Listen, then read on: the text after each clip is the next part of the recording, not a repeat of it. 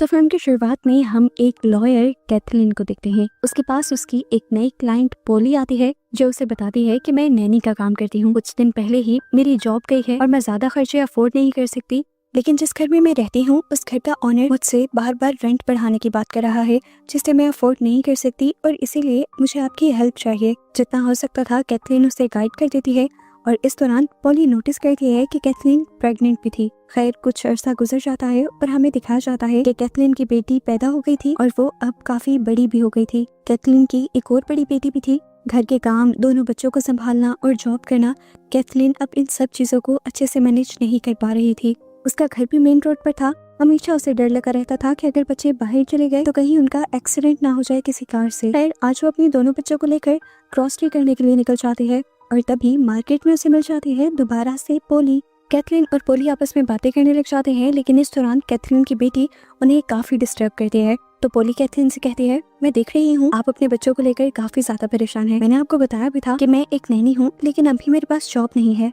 अगर आप चाहें तो मुझे जॉब दे सकती हैं। कैथलीन खुश तो थी लेकिन डरी हुई भी थी। ऐसे किसी को भी वो अपने घर में नहीं रख सकती थी। इसीलिए पोली उसे कहती है कि मैं जहाँ पहले काम करती थी आप वहाँ से कॉल करके मेरे बारे में पूछ सकती हैं। कैथलीन भी उसके कहने पर उस जगह कॉल करती है तो वो औरत पोली से काफी सेटिस्फाइड नजर आती है और बताती है कि पोली ने उसके घर का और उसके बच्चों का काफी अच्छे से ध्यान रखा था, लेकिन अब उसके बच्चे बड़े हो गए हैं और उन्हें पोली की जरूरत नहीं रही।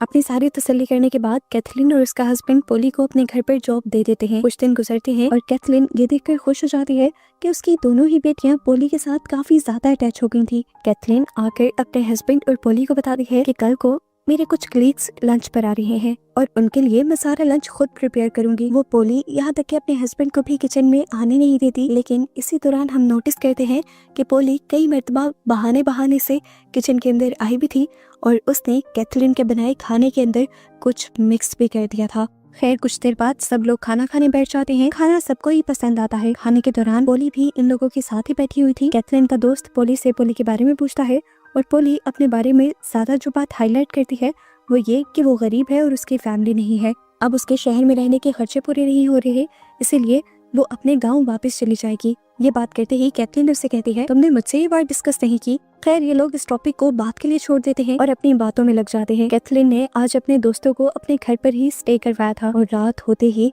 सभी लोगों की तबीयत खराब हो जाती है सिवाय पोली के, क्योंकि पोली ने ही वो सूप नहीं पिया था, बाकी सब लोगों ने पिया था। जाहिर सी बात थी उसी ने तो कुछ मिलाया था। अब ये बात कोई भी नोटिस नहीं करता और कैथलीन सबके बीमार होने का इल्जाम भी अपने ही ऊपर ले लेती है। वो जब इस गिल्ट में रो ही रही थी कि ना वो किसी का ख्याल रख पाती है और ना ही कुछ अच्छा कर पाती है, तभी पोली आकर उसे दिलासा देने लगती है और ऐसे पोली कैथलीन के भी दिल के काफी करीब हो जाती है, जैसे वो उसकी बेटियों के दिल के करीब थी। कैथलीन को जब ये यकीन हो जाता है कि पोली से अच्छी कोई और नैनी उसे नहीं मिल सकती, तो वो इसी टाइम पोली से कहती है कि तुम अपने गांव जाने के फैसले को छोड़ दो, तुम हमारे घर हमारे आउट हाउस में रहो, ऐसे तुम्हें शेल्टर भी मिल जाएगा और तुम्हारी जॉब भी सिक्योर रहेगी।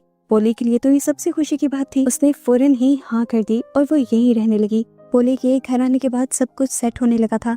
कैथलीन की जॉब दोबारा से सेटल हो गई थी, बच्चे सेटल हो गए थे, लेकिन अंदर ही अंदर पोली कोई गेम चल रही थी, क्योंकि वो कैथलीन की बड़ी बेटी को कैथलीन के ही खिलाफ भड़काने लग जाती है कि तुम्हारी मोम बहुत बुरी है, अच्छा बनने का वो सिर्फ नाटक करती है। देखो कल उन्होंने तुम्हें डांटा भी और तुम्हें तुम्हारी फेवरेट चीजें भी कभी नहीं दिलवाई। अब यही बातें वो छोटी बच्ची डाइनिंग टेबल पर बोल देती है कि आप बिल्कुल अच्छी नहीं है, आप कभी हमसे उतना प्यार नहीं करती और कभी मुझे फेवरेट चीजें भी नहीं दिलवाती। मैं बड़े होकर कभी आप जैसी नहीं बनूंगी, मैं पोली जैसी ही बनूंगी।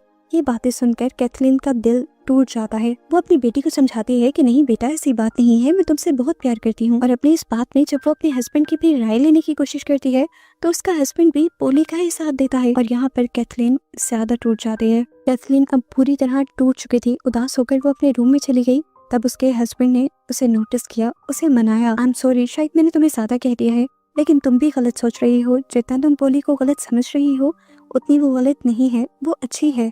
दिन गुजरते रहते हैं और हर गुजरते दिन के साथ कैथलीन की दोनों बेटियां पोली के साथ ज्यादा अटैच होती रहती हैं। यहाँ तक कि कैथलीन के हस्बैंड को भी पोली की आदतें बहुत ज्यादा पसंद थी।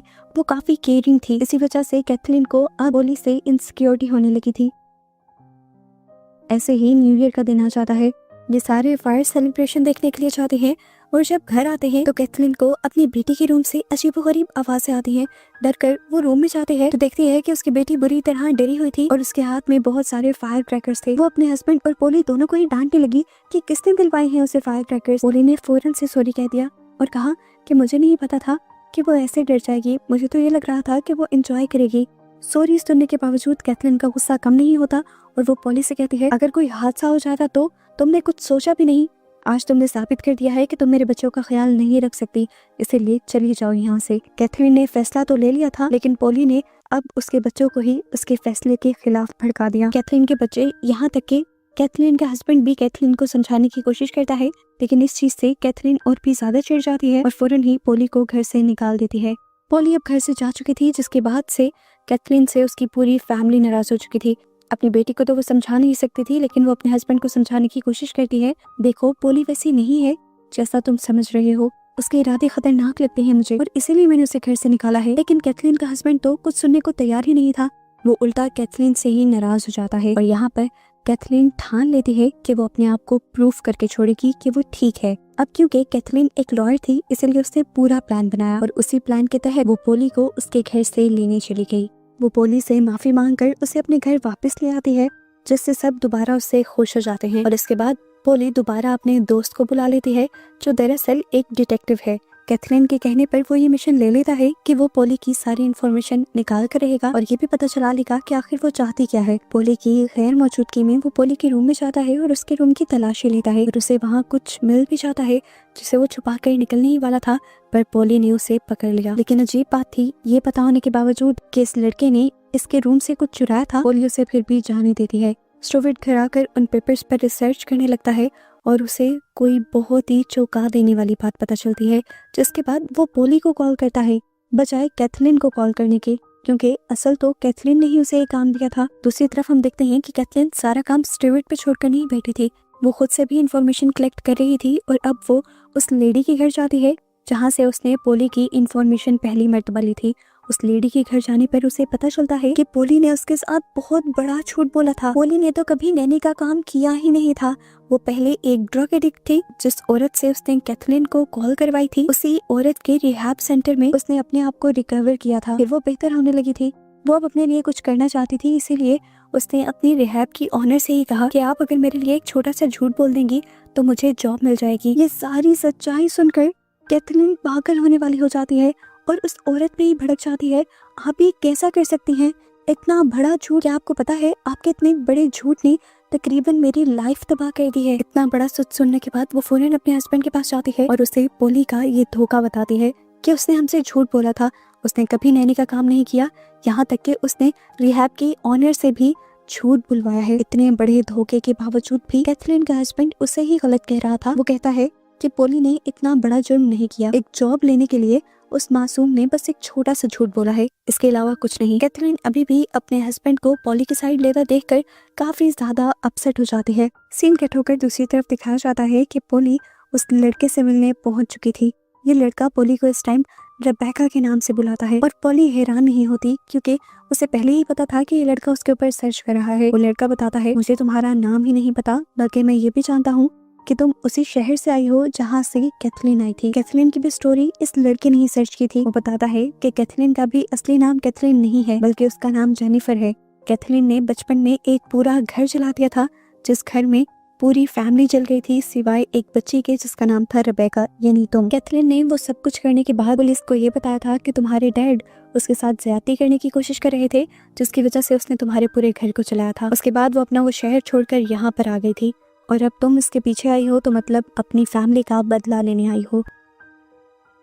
पोली अब इस लड़के से कहते हैं, अब तो तुम्हें मेरा सारा प्लान पता चल गया है, अब तुम क्या करोगे? वो लड़का कहता है, मैं बस तुम्हें समझाऊंगा, ये कि ज्यादा गुस्सा मत करो, बदले की आग को अपने अंदर से निकाल दो, अपनी भी लाइफ बेहतर बनाओ और उस बेचारी की भी लाइफ खराब ना करो। मैं कैथलीन से भी बात करूंगा, वो तुमसे माफी भी मांगेगी और तुम्हें इतने पैसे भी दे देगी कि तुम्हारी लाइफ सेट हो जाए। इस टाइम तो पोली रोते हुए ऐसा ड्रामा करती है कि जैसे उसने इस लड़की की बात मान ली हो, लेकिन अगले ही पल वो ड्रामा करते हुए उठकर साइड पे जाती है और एक बेसबॉल बैट उठाकर जोर से उस लड़की के सर पर मारकर उसे मार देती है। उसने मर्डर कर दिया था, लेकिन वो फिर भी नहीं घबराई थी। फिलहाल पोली के लिए जरूरी था अपना सच छुपाना, जो उसने छुपा लिया था। लाश को वो अब ठिकाने लगा देती है और घर से सारे ही सबूत मिटा देती है, यहाँ तक कि अपने आने के सबूत भी। पुलिस को इस लड़की की लाश सड़क से मिलती है और जैसे ही कैथरीन को पता चलता है तो कैथरीन टूट जाती है। वो पुलिस वालों को भी यकीन दिलाने की कोशिश करती है कि जरूर उसे भी पोली ने ही मारा होगा, पर पुलिस वाले उसकी एक नहीं सुनते। कैथरीन अब घर आती है। दुख में वो पागल हुई भी थी, उसका बहुत ही अच्छा कोलीग मारा गया था।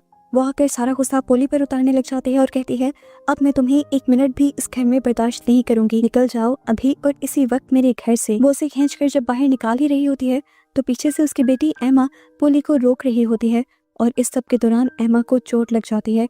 और ये सब देखते हुए कैथरीन के हस्बैंड को लगता है कि कैथरीन पागल हो गई है और वो उसे ही उल्टा थोड़े दिन के लिए फैमिली से दूर कर देता है। कैथरीन आज अपनी बेटे से मिलती है क्योंकि आज उसका मैच था। वो उसके साथ उसे विश भी करने गई थी और यहाँ पर उसकी बेटी उसे बताती है, मॉम आप ऐसे ही पोली को तंग करती रहती हैं, वो बहुत मासूम है। आपको पता है मुझे उसके रूम से क्या मिला? ये पेपर, ये आर्टिकल जिसमें उसकी कहानी लिखी हुई है कि उसकी कोई फैमिली नहीं है, उसकी पूरी फैमिली एक फायर एक्सीडेंट में मारी गई थी। ये कहते हुए वो अपनी मॉम को पोली के रूम से मिला हुआ आर्टिकल दे देती है और खुद मैच के लिए चली जाती है। कैथरीन ने जब ये आर्टिकल पढ़ा तो उसके होश उड़ गए, सारा पास्ट उसकी आंखों के सामने आ गया और वो समझ गई कि पोली उससे बदला लेने के लिए ही आई है। वो फौरन घर भाग जाती है और पोली से माफी मांगने लगती है। यहाँ ग्राउंड में कैथरीन का हस्बैंड उसका वेट कर रहा था, लेकिन जब उसका फोन भी नहीं लगता तो वो समझ जाता है कि जरूर कैथरीन घर ही गई होगी और उसे डर लग जाता है कि वो कहीं पोली को नुकसान न पहुंचा दे। जबकि यहाँ कैथरीन तो पोली से माफिया मांग रही थी। वो कहती है, मुझे पता चल गया है तुम पोली नहीं बल्कि रेबेका हो और मुझसे बदला लेने के लिए आई हो, लेकिन मेरा यकीन मानो, मेरा उस दिन इरादा तुम्हारी फैमिली को नुकसान पहुंचाना नहीं था। मुझे बस गुस्सा आ रहा था उसलिए जो तुम्हारे डैड ने मेरे साथ किया था उस सब में मेरा कोई कसूर नहीं था। पोली कहती है, तुम्हें क्या लगता है कि आज भी मैं तुम्हारी बात पे यकीन करूंगी, जबकि इतने सालों पहले पुलिस ने तुम्हारी बात पे यकीन कर लिया था। मैं तुम्हारी फैमिली को तड़पा तड़पा के मारूंगी जैसे पूरी जिंदगी मैं तड़पी हूँ। पोली कहती है, और इससे पहले ही मैं तुम्हें भी मार दूंगी। ये कहकर वो नाइफ उठाकर कैथरीन के ऊपर हमला कर देती है और कैथरीन अपने आप को बचाने की कोशिशों में लग जाती है। कैथरीन को पता था कि उसे होश में आना है क्योंकि उसकी बेटी खतरे में थी, उसकी दुश्मन के पास थी। अपने आप को संभालते हुए वो मुश्किल से अपनी बेटी को उठाती है और आकर कार में बैठ जाती है। उसने कार को अंदर से लॉक कर लिया था तो पोली उसे मारने के लिए कार के शीशे तोड़ने लगी। कैथरीन तो इस कार को घर के बाहर भी ले आई थी ताकि वो यहाँ से भाग सके, लेकिन अभी भी पोली उसके कार के बाहर थी। अचानक से यहाँ से दूसरी कार गुजरती है और पोली को हिट करके चली जाती है। इतनी ही देर में कैथरीन का हस्बैंड भी अपनी बेटी को लेकर वापस आ चुका था क्योंकि उसे समझ आ रही थी घर में कुछ गड़बड़ चल रही होगी, लेकिन वो ये नहीं जानता था कि घर में इतनी बड़ी गड़बड़ चल रही होगी। उस दिन एक्सीडेंट में पोली मारी गई थी, लेकिन शुक्र था कि कैथरीन की फैमिली बच गई थी। एंड पर कैथरीन का हस्बैंड ये यकीन कर लेता है कि कैथरीन सच बोल रही थी और वो उस पर ना यकीन करने के लिए भी माफी मांगता है। इन लोगों की लाइफ तो सेट हो जाती है, लेकिन इनकी बेटी को हमें दिखाया जाता है जो अब हवाओं में किसी से बातें कर रही थी, ऐसे जैसे वो पोली से बातें कर रही हो। या तो उसे पोली के मरने का बहुत ज्यादा सदमा हो गया था या फिर वो पोली की स्पिरिट से बात कर रही थी। उसके साथ क्या हुआ था, इसी मिस्ट्री के साथ ये मूवी यहाँ एंड हो जाती है।